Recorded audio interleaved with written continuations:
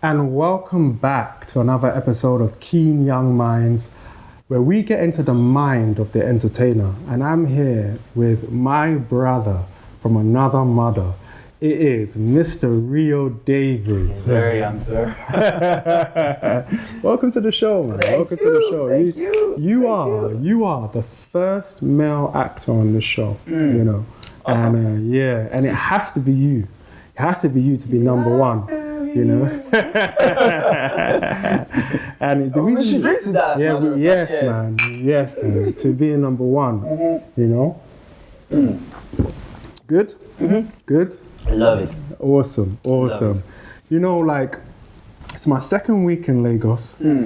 And I said to myself, I'm coming here, so I came for AMVCA originally, but of course I knew you, we met before briefly online through a mutual friend, and literally day 2, I met up with you.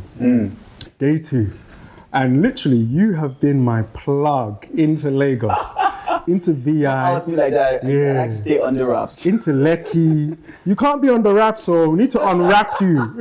We need to unwrap Absolutely. you, you know, because you're an actor, I see you as a philosopher, you know. You're an actor, you're a philosopher, you're a co-producer of this show, you know.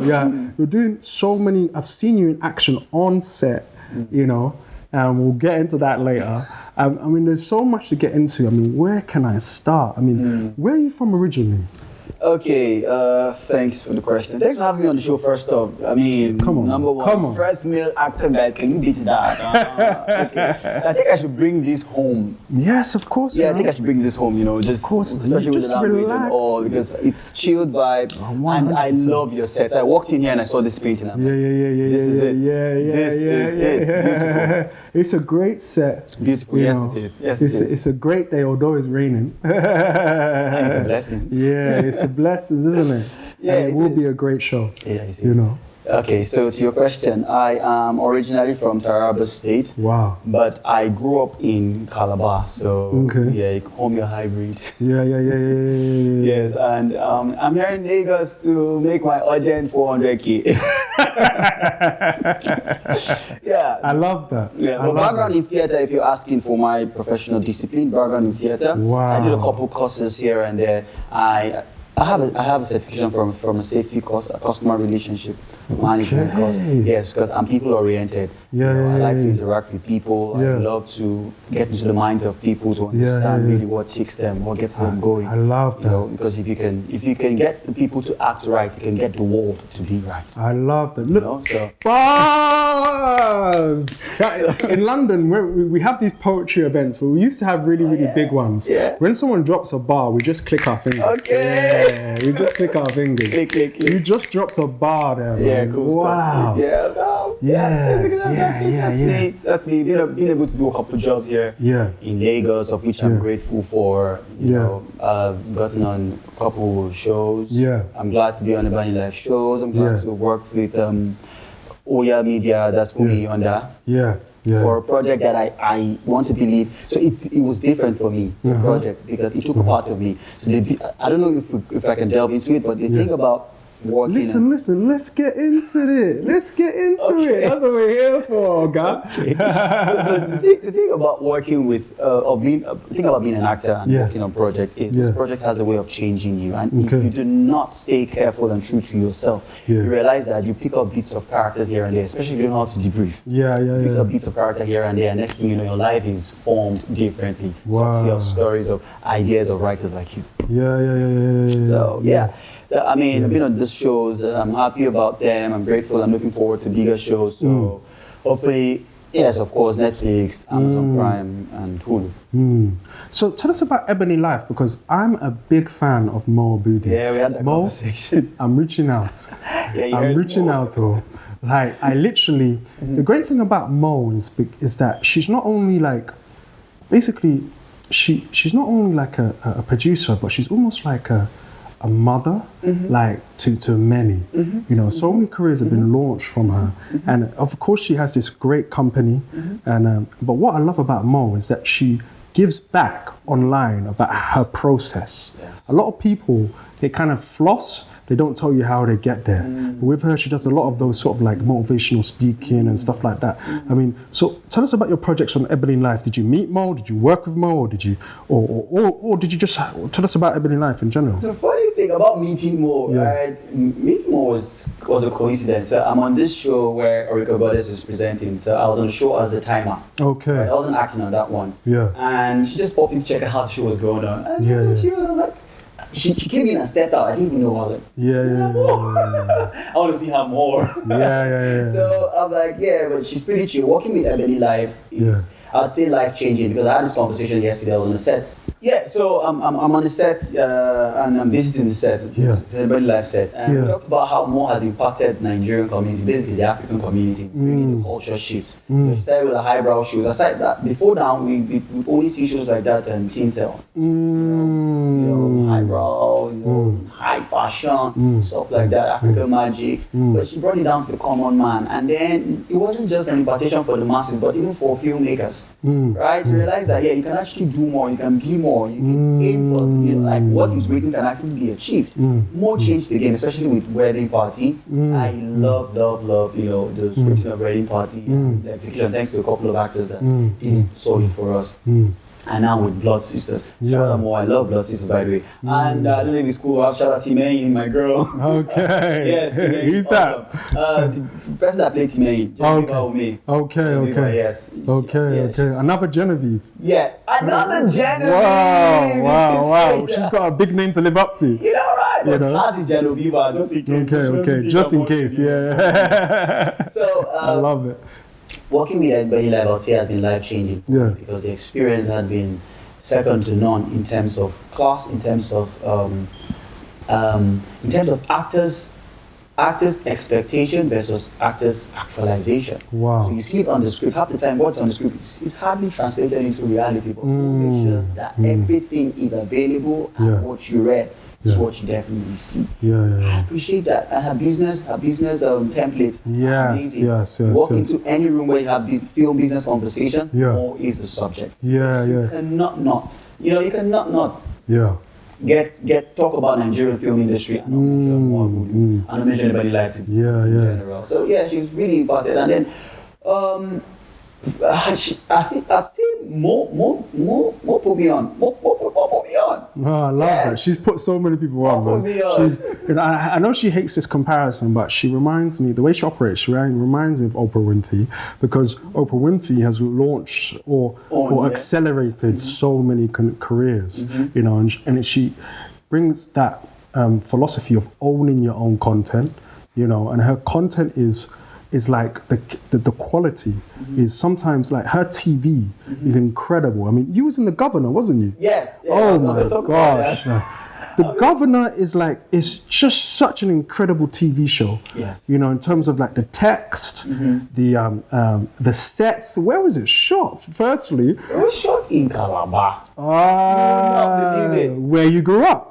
Where I grew up. Where you grew up. Look at that. Put me on. Yeah. Put me on. So the beautiful thing about, the funny thing about this story is, I walked into it wasn't The Governor, it was Chosen House, the very first TV show. That's when I realized that we actually have been doing it different. Mo built a set for it. Tinsel has that. Like I said, after Tinsel, you could second Mo.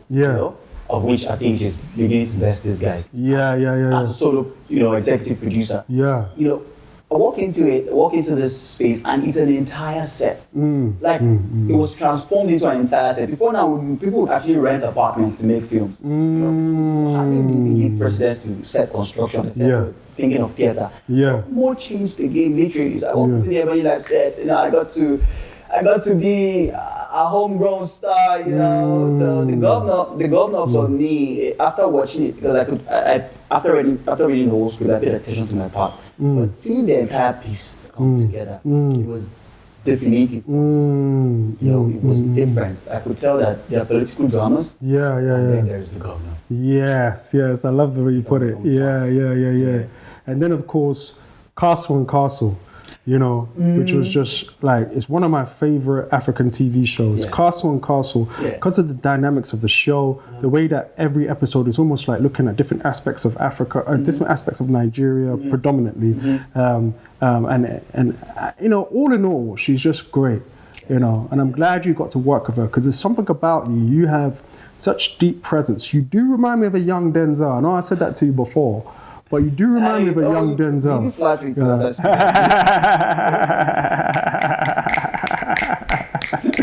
It's because you've got the rough and ready look. I like that. I feel like you just get out of bed. You don't need to look good. You don't need to do much. You just get out and you're just there. Not necessarily. This is intentional. Actually, this is really intentional. Yeah. Why? I am a malleable actor. I see myself as a clay for real. Okay. As an actor, I see myself as a clay. The director should look at me and not just, I don't know, keep this, don't put this part.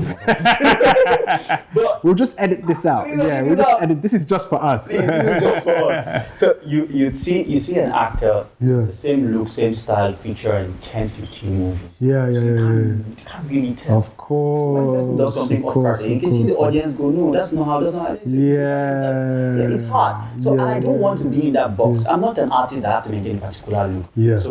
Like I am right now, if you say, hey, Riyo, gain weight for the next film, and then I need you to gain like 100 pounds. I'm down for it. I have to change. You know, so I had a tinted hair one time, right? And I can still remember how my close friends and family, because I'm from quite a religious family, and they're like, "Why are you doing this? What's going on? I was like, lost your faith. Come on, we need to pray for you. We need to do a round table for you. Should Jesus come down and talk about this?" But they did not. They want Jesus to come down again. You know, just for you. He's coming back for everyone now. He's coming back for everyone now. So they did not realize that as an actor, I go where the story goes. You know, and that's the essence for this look. You know, I did a project, you know, the one you met me on set with, and they needed me to look this. So it wasn't something I had to be polished and clean like that. Because I always have that conversation with the director. Hey, look at my look. Just vegetable read. How do you think I should go? Should I be this? Should I be that? And they say, oh, okay, no, you can be this, you can be that. Because it's intentional. It's a business, right? And you have to be really meticulous and detailed about every aspect of it, even down to the hair, the look of the actor. So it's not the rinse and repeat. The other guys have been doing. So that's just a quick reaction to the hair. Do you feel like sometimes there's a danger that you go too far? Like from my perspective, acting in London, in the UK, I played one particular part where it was a stage play. Actually, I come from stage just like yourself, and you know what it is. You know what it is. So basically, I remember playing one part, and I got so, you know, when you're on stage, you're going through the motions without cutting. You're actually going through the physical motions, and this particular character went through so much trauma, you know, and so I literally went through that trauma in live time on stage. By the end of the show, I felt that heavy burden on me. I had to now pray to get that burden off me. It was so, because you literally go through it, you know, and it was like a church play. You know, when you have those heavy church plays. Now, my question to you is that, do you feel that you ever go too far mentally into a role? You know, now how do you now come out when you finish a part? How do you now come out, and how do you now leave that part behind? You know, what's your process, and have you ever gone too far into a role before? You know, it's funny how you mentioned stage, because stage is usually what gets me in, you know, the constant rehearsal, you know, so you leave the part, break the part, break the part, wake up to the part. I remember one time I'm playing this mystic being for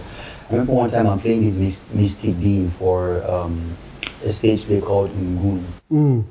Sounds very mystic. Really mystic. Honestly, if you read the play, you're going to be like, what are they writing? So I'm rehearsing one time.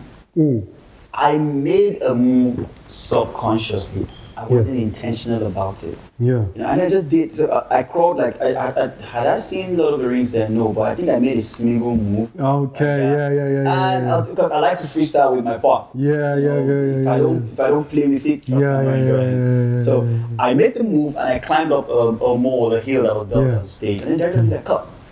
do that again. I was like, what? You have to narrate that, do exactly what you did again. Yeah. I made the second move again. Yeah. And he's like, yeah, that's it, keep that, I want that. Yeah. I'm like, okay. Yeah. So I had to go back home to reflect that. That wasn't me, I acted out of character, what really happened. Yeah. I realized that I had lived the character enough to be the character. Now, it happened again one time. I played a role, I played a queer character, you know, and I made body movements and gestures. I realized that it stayed long with me. I wouldn't lie to you, that had a different mental impact on me because I started becoming conscious. Wow. After playing that part, I started becoming conscious. Because I'm sure we should have this conversation on camera. No. Because I had. Let's get into it. I had a couple of advances from my gender, and I started questioning. Growing up. Do I give up? Yes. Yeah. Growing up. Do I give up this vibe? Why does this happen? And after playing that part, I went back to think.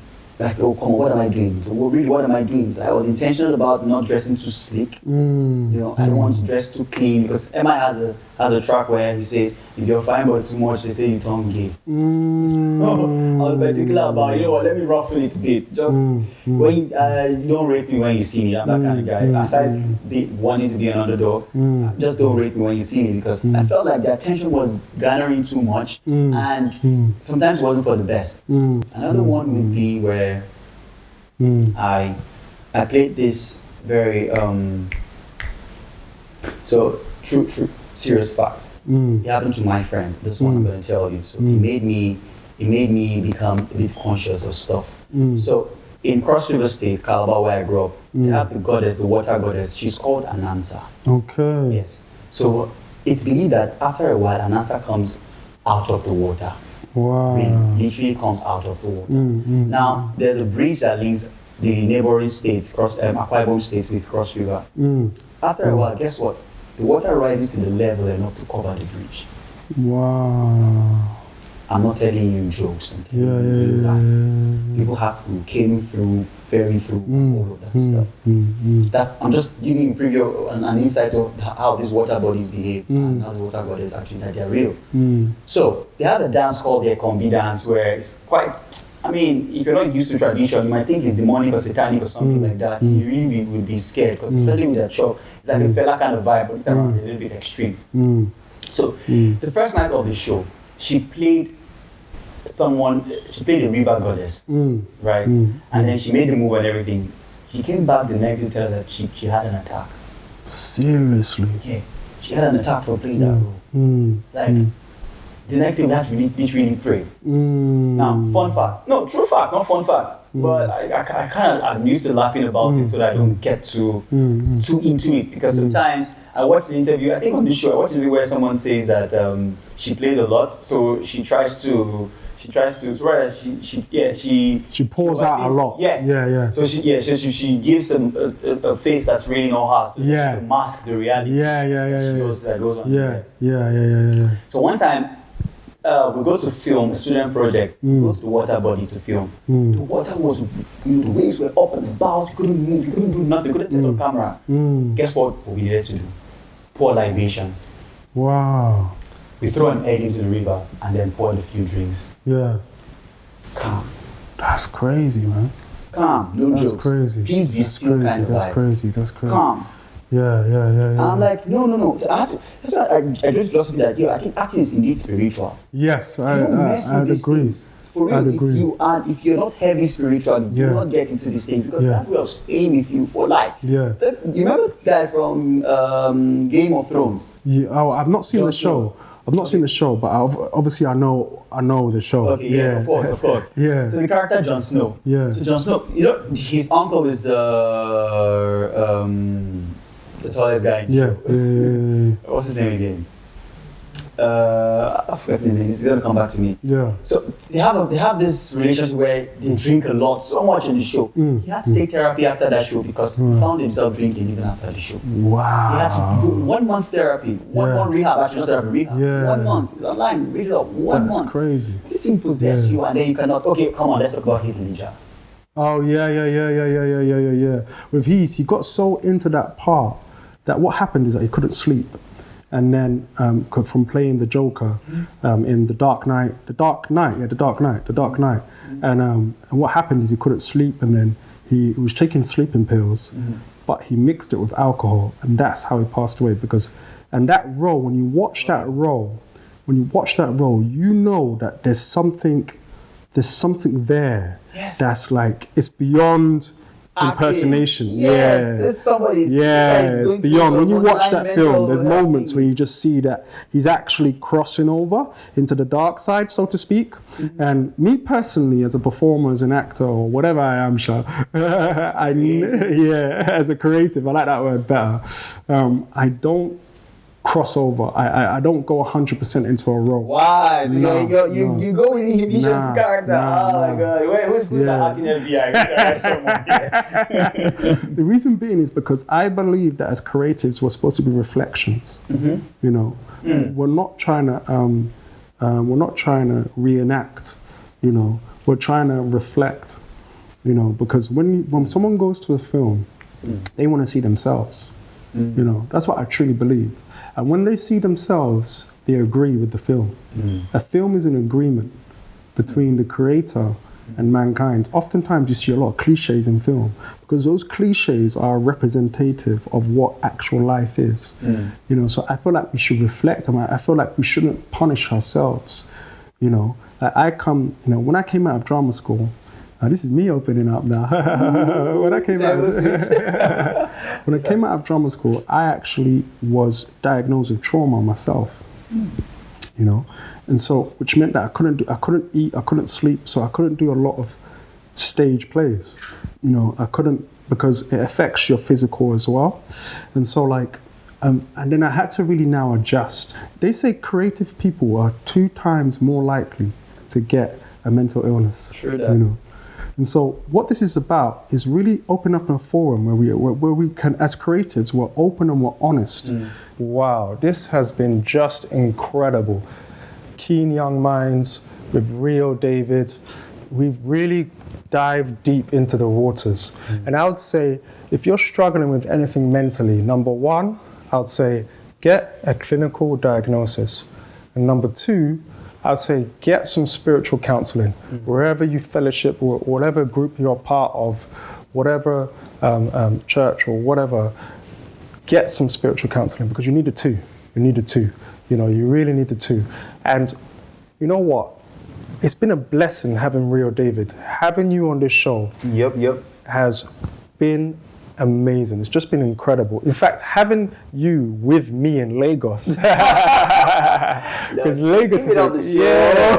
Lagos it's a crazy place, but in a way, Lagos reminds me of California. You know, because everything is spread out. There's loads of traffic. California or New York, because I remember Jay-Z's line says, "If you can make it here, you can make it anywhere." I agree. I agree. It's crazy. Especially Wall Street and the likes. Yeah. Speaking of making it, mentally, how have you taken rejection? You know, we'll touch on this before you go, because this is a major part of us as creatives. You know, how have you taken it so far? Oh, that's I need to drink to that, because I mean, it's rejection is something every actor dreads. Yeah. Because there's a question of, am I not good enough? Did I not do the assignment right? You know, what exactly happened? You know, especially when you were fully prepared for it, and you know, you're stoked on the fact that nothing can make you go not get this. You know, nothing can go wrong with this. Personally, you're talking Chinese now. I love it. What's in that drink? What's in that drink? Let me get some of that drink. Personally, how I have handled rejection.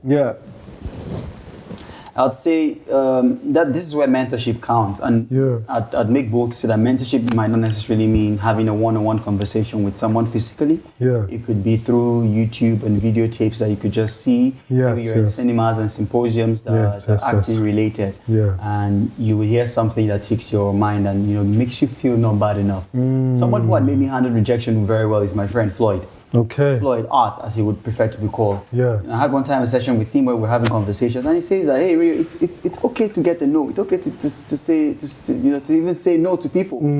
That made me see rejection differently. Like, hey, you could be rejected. I said that you could reject the job. I love that mindset. Because that deserves a click. That deserves a click. So that made me listening to people like. I met a Jada Pinkett Smith video one time. And she says that, hey actors, hey creatives, it's okay to say no. Wow. That she had said no to a couple of big dogs. Now I'm answering this question in a reverse. Because if it's okay to say no, it should be okay to receive a no. You get what I mean? If you're putting something out, it should be okay to receive it back. Oh my gosh. This is just incredible. Listen, if you are feeling these vibes, like and subscribe. This is just incredible. This is just incredible wisdom. Like and subscribe. This is just, you're just taking us to places that we need to get you on season 2 as well. Because, oh my goodness. Because, you know what? No, because we haven't even dived. There's another layer we can get to. You just said, if you're okay sending out a no, you should be okay receiving one. If you're okay sending out a no, you should be okay to receive it. No is a part of the journey. Yes, it's a part of the journey to yes. But what happens is that mentally as an actor, what happens is that you get so many no's and you get stuck and you think there's something wrong with you. But maybe you're just in the wrong place. Maybe I should get to that. I feel like this is a poetry session in New York. Because oftentimes, honestly, like when this is my second week in Lagos, every door has been opened up to me. Do you get what I'm just saying? And so where I face lots of resistance in London, here I'm just having a flow. So oftentimes when you meet a rejection, it's just God or the universe, whatever you want to call it, directing you to another place, Oh yes. Do you get? Oh yes.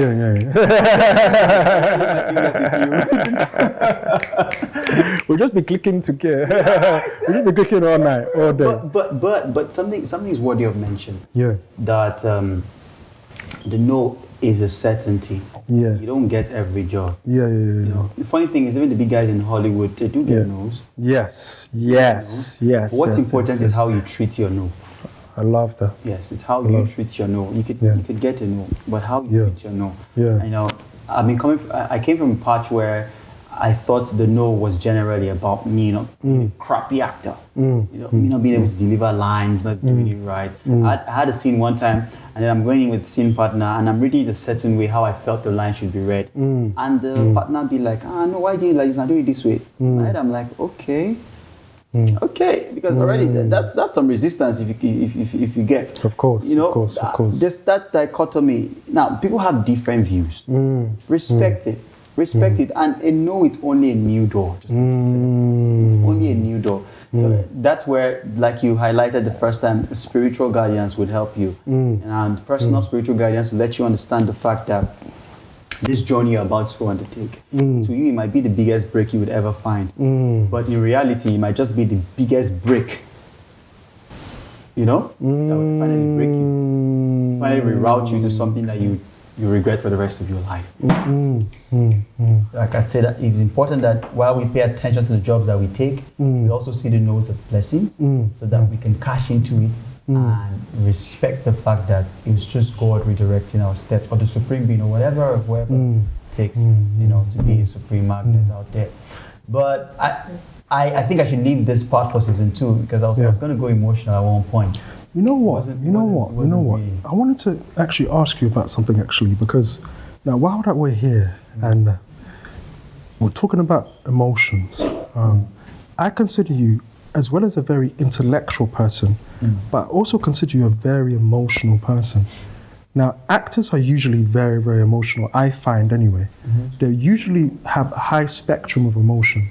And if it's okay, I wanted to dive into one incident that happened here with security. Yeah, if that's all right. Oh my goodness. That's all right. Oh my goodness. Because you mentioned emotion, and it was just a segue, where basically, there's a concept, right, called the rider and the horse. Okay, it's a concept by a guy called Robert Greene, and he talks about the horse is the emotion, okay, and the intellect is the rider. Okay, now you've got the intellect, but you've also got the horse.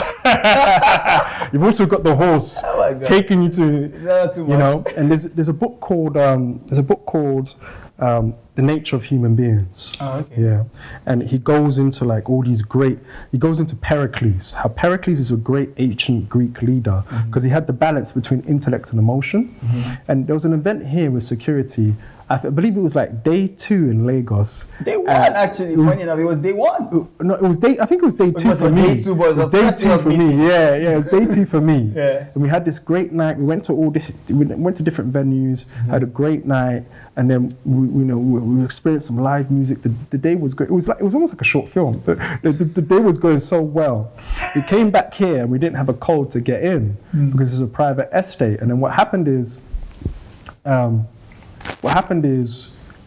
You wanted to go speak to security, and then all of a sudden you just flipped. Security was like manhandling you, and you was like, shoot me. Honestly, we came out the car and we ran to you, and I had to calm you down. Do you know what I mean? Black Lives Matter movement there. Bro, like it was actually. But the reason why I bring this up is because we as men, we need emotional intelligence. We need to be able to master our emotions. And do you feel that acting has helped you to begin to master your emotion? Because you're a very emotional guy. Drawing for your example, I'm not sure I'm doing well at it. I'm not sure I'm doing so brilliant at it, but to be honest, I am learning. I'm learning to do it because even the good book says that it's better to rule your spirit than take over a city. Wow. And lay hold to that claim, to the assertions and that reality. Yeah. But that case was different. Maybe I was a little bit on top with my bottles. But what's important was that I felt that because I am a reasonable person, and I believe that words rule the world. I spoke to the guys reasonably. This is what it is. I gave a suggestion. Let's do this. So at the point where you've tried everything and you realize that someone is just adamant out of ignorance or a sheer need to be a servant for life. I mean, I related that incident to the 400 acres thing, to be honest. I related it to black slavery. Even when liberation came through, we couldn't recognize it. We felt like this is all we have. I have to hold on to this. Because it only takes someone to hold on to something to resist change. I'm like, that's exactly what happened. So, but that actually said to me that, hey, Riyo, you know what? Get on with your emotions. Turn away. Maybe I was a bit too much saying, hey, I need my friend to get in here. It's important that my friend gets in there because if he doesn't get in there, I'm also losing sleep. I read the situation the way I read it, and I will not say it's wrong. Tomorrow I still defend myself of the situation the way it is. But about mastering emotions, I think I need to do better at that. But then again, I wouldn't be a full artist because we have people who are not so great at mastering their emotions, and if I have to play such role, I can't bring that inhibition to it. So I have to leave that. To me, it was an experience. So tomorrow, if I have to play a character like that, I know I'm fully stocked on it. The way I would round it up with that situation, I would say that we have to always be able to make sure that no matter how crazy the horse is, we're able to guide it. With our intellect. It's very, very important. In that situation, and in all our situations that we face, as actors, and in life, we need to be able to use our intellect as the gird to guide our emotions, because it's all a part of real good mental health. Listen, Mr. Riyo David, it has been a pleasure. I say something, I have to hold it back, but you don't try intellect in Nigeria. I know I'm coming from London. Don't try it, yeah, because it was intellect I used for those guys that didn't go in line. No, but it was my intellect that had to calm you down. It's my Me intellect. down because I'm the guy who's reasoning with you, not the guy who did the rush. Well, it's fine. Listen, where can we find you? Tell us. Where can we find you? Hi guys, Riyo David here. You can find me on Instagram at Riyo_David, on Twitter at Riyo David1, and on Facebook at Riyo David, and in real life at me. I love that. And you can find myself at Obiyonna, Obiyonna. And listen, link is down below. Subscribe, give us a like. Just get involved. Get involved with this conversation. Keen Young Minds, really trying to get behind the camera, to tear the curtain and really be open and honest about what we go through as creatives. Yep. Yeah, so Riyo David. Very importantly, tell a friend, as in really your whole community. Show. Exactly. Because we cannot take this enough alone. This is so much for us to bear. We want to share with everyone. It's national cake, guys. Jump on it, have a bite, refer someone, enjoy it. It's Keen Young Minds, guys, and I'm happy to be on the show. Thanks a lot. Thank you so much. Thank you so much. You know what it is. It's your boy at Obiyonna, aka Yonna. Handles at Obiyonna, Obiyonna. We've just wrapped on a great show, Keen Young Minds. It's going to be incredible. We're starting with the minds and then we're changing the world. So. And you know what? If you enjoyed the show, like and subscribe. It's gonna be the beginning of a revolution. So stay tuned for more and reach out. Let's connect, man. Let's get into it.